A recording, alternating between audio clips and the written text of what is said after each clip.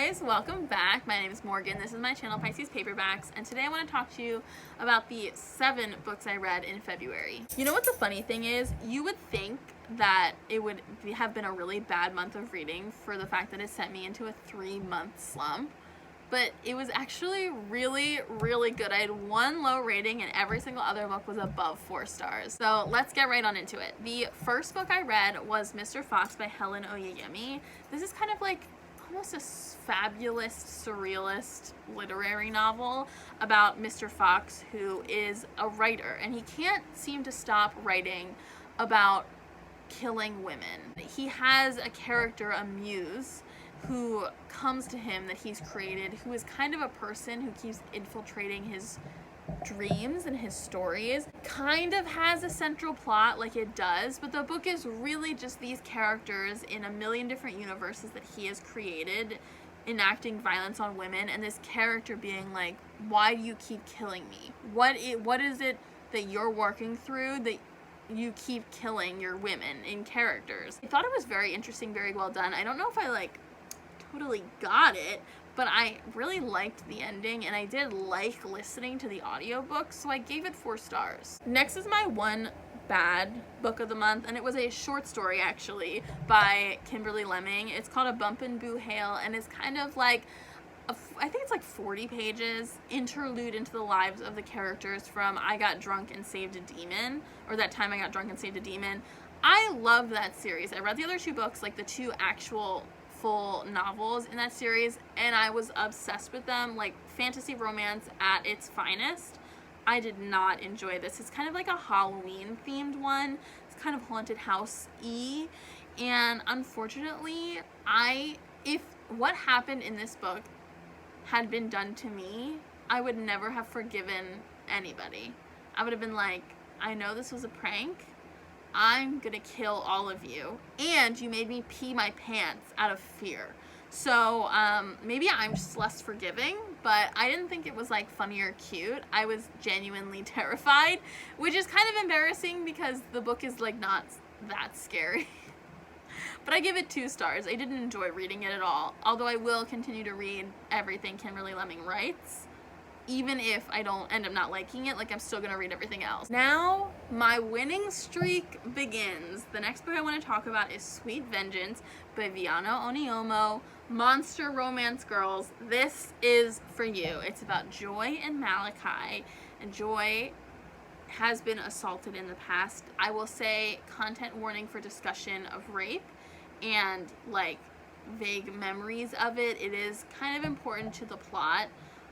But the plot of the book is also Joy murdering her rapist. So it's also about like vengeance and retribution, if that helps. So Joy summons Malachi, a demon, to help her murder the man who assaulted her.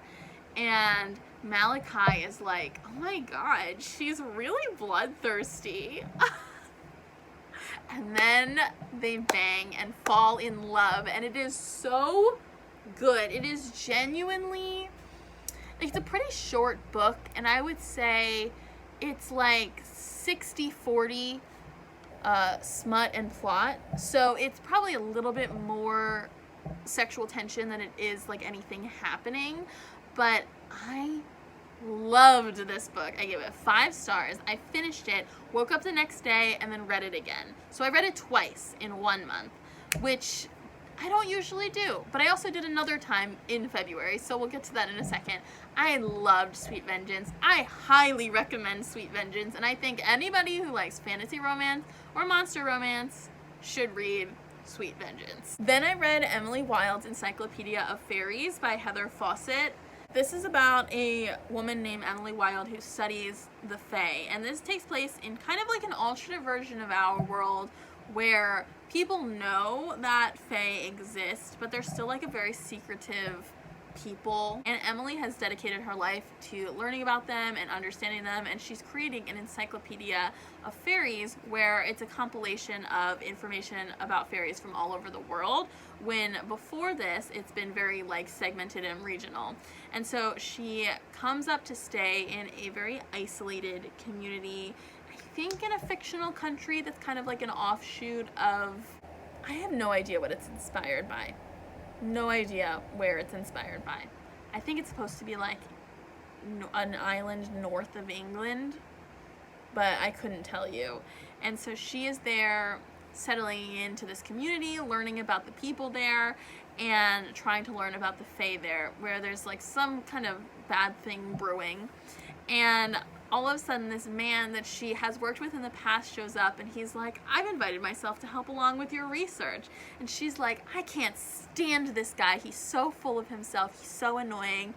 I don't like him. And the worst thing is, we're friends. He's my only friend.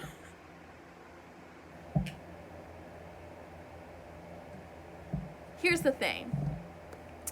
I love these people in this book. I thought it was so good. It's so like, the tension between them. Nobody in this book even kisses. And I was on my knees. I was giggling, kicking my feet, blushing. I love this book.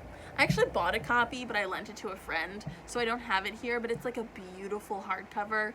Oh my god, I cannot wait for the sequel. I think it's coming out later this year or early next year, I'm not sure.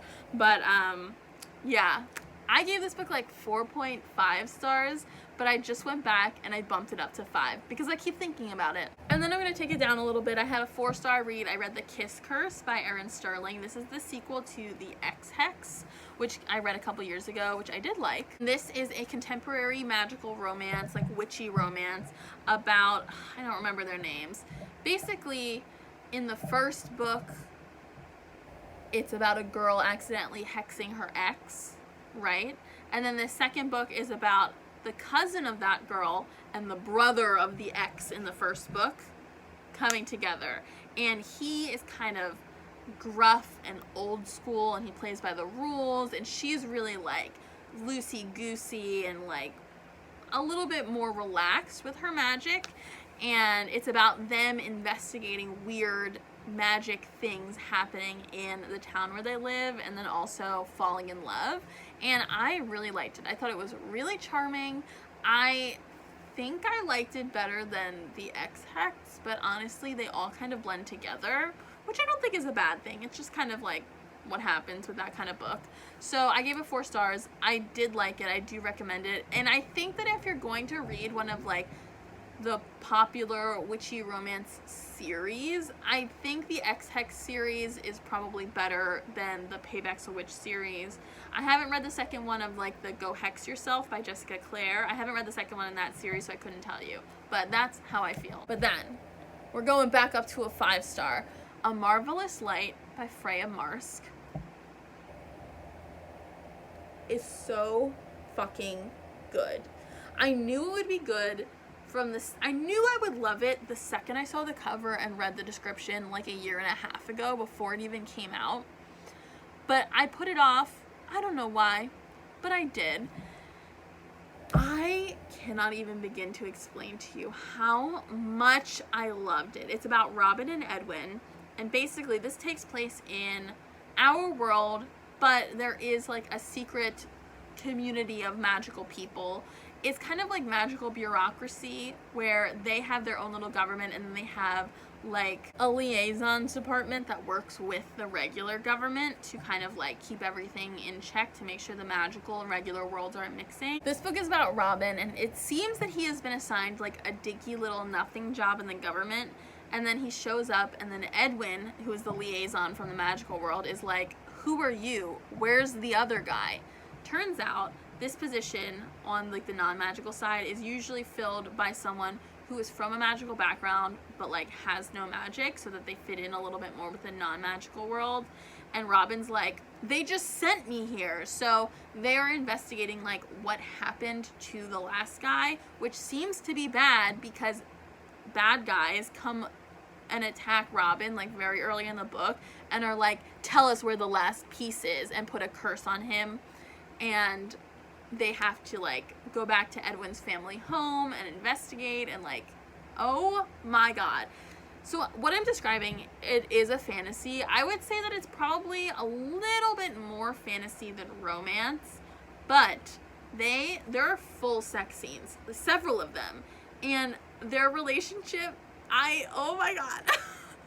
I loved this book. I thought it was so good. It was so fun. It was so sweet. It was so enjoyable. And I really liked the audiobook. I think the narrator like really went there in terms of like expressiveness of voice.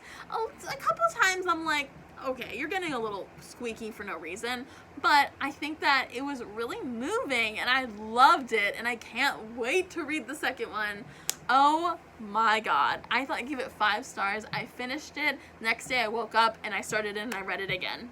So I read that book twice in February. Oh my god, I love them. Can you tell that I remembered their names? Because you can tell that I loved them. Oh, it was so good. It was so delightful learning about like Edwin's family and Robin's family's backstories and how they're learning to understand each other. Oh my god. Oh my god. And then I read another really good book. I read A Part of Your World by Abby Jimenez. Okay, I don't know what it is with closed door romances.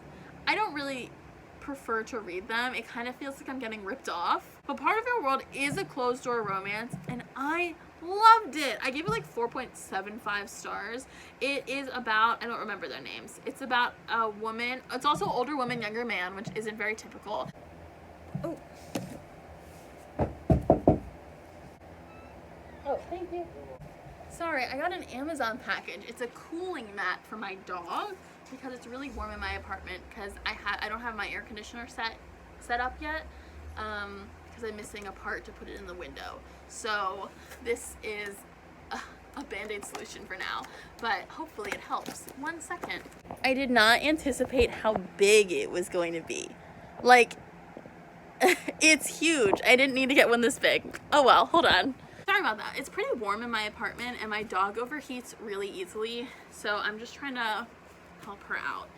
Anyway, what were we talking about? So, Part of Your World is about a woman who is getting out of a really bad relationship. It starts when she is at like a family funeral and her car breaks down while she is driving home, and she is waiting for, or you like get stuck in a ditch and she just needs like help getting it back out on the road, or like a flat tire. I don't really know. Something that's kind of a quick fix. And a car drives by and this hot guy gets out and is like, hey, do you guys need any help? And she's like, no, I called a tow truck, it's fine. And he's like, well, I just saw the one tow truck driver in this county drinking at the bar, so it might be a few hours. Are you sure you don't want me to help? And so she's like, yeah, sure. And she ends up going to that bar that he mentioned earlier to get something to eat before driving home, and he's there, and you know, one thing leads to another and they have an encounter, I would say, like a one-night stand, and it's really good and she keeps thinking about it, and so they end up having a sort of friends with benefits relationship where, or not even, it's just like a relationship where she will come out, she'll drive like 3 hours on the weekend to spend a few days with him and then drive back home to her extremely stressful job at a hospital where she has a lot of expectations from her parents, a really complicated relationship with her ex-boyfriend who is extreme, like higher status than her in the hospital and extremely powerful socially. And just, she's trying to find this escape and struggling to figure out a way to combine these two halves of her life. The place where she feels happy, the place where she knows like she's meant to be. She loves medicine. She has a family history of everybody being a doctor at this hospital specifically, and she feels a lot of pressure to do that. And oh, there's also a helicopter. I really loved it. I didn't expect to love it this much, again, because it's closed door, and I'm always wary of books that sometimes get a little more literary in their descriptors, like when people are talking about them, and I ended up really liking this. I gave it almost 5 stars. I don't think it's quite a 5-star, but I really, really enjoyed it. And those are all the books that I read in February. Let me know if you read any of these. I'm just feeling it right now. I'm in such a good mood. I think it's because it's the weather. It's also the first weekend of Pride Month. Happy Pride, everyone. be gay, have fun, live your life. And I'm just in a good mood. Let me know if you've read any of these. Let me know if you plan to read any of these and what you thought of them. And I will see you guys next time. Bye!